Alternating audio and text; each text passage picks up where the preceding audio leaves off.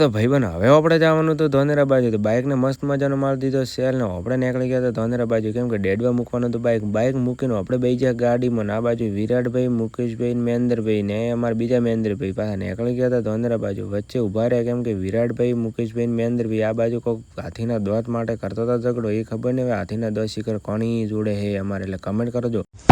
અને પહોંચી ગયા આપણે પાછા ધોનેરા. મસ્ત મજાની દુકાનનું કામ કરી દીધું ચાલુ ને પછી બહાર આવીને જોયું તો કટલેરી વાળા મારા પગ ઉપર પગ સડાઈને બેઠા હતા, કેમ કે એ હમણાં નવરા એમના પાસે નીકળીને આપણે આવી ગયા દિનાજીની દુકાને. દિનોજી કે અમારી દુકાનનો વિડીયો લેતો તો આ દિનાજી પાસે અમારે પાછું લેસનું કટલેરીનું બધું સામાન મળે છે. પાછું એક વખત મુલાકાત કરજો અમારે દિનેશભાઈ જોડે. પછી નીકળી ગયા હતા મોન નવીનભાઈ બજારમાં. આ બાજુ નવીનભાઈ અમારે ચલાવે છે બાઇક ને હું બેઠો તો પાછળ ને પાછું બજારમાં નીકળી ગયા. પછી આ બાજુ જોયું તો ઢાબા પર ચડીને જોયું તો અડધું ધોનેરા પાછું દેખાતું. પછી આપણે ઘરે જવાનો ટાઈમ થઈ ગયો હતો. આ બાજુ વિરાટભાઈ અમારા માથામાં હાથ દઈને બેઠા હતા. વિરાટભાઈ સગન આપણે મફતની સોડા પી લીધી. વિરાટભાઈ પૈસા આપી દીધા ને પછી આપણે નીકળી ગયા કરતા. આ બાજુ હનુમાનજીનો ફોટો લઈ લીધો, કેમ કે કાલે એક ફેક્ટરીનું ઉદઘાટન હતું, ત્યાં ફોટો આપવાનો હતો. પછી આવી ગયો આપણે સીએનજી, કેમ કે દેખો પોતાને પૈસા લેવાના આપણે એટલે પોતે પાછા ખોણામાં ઊભા થઈને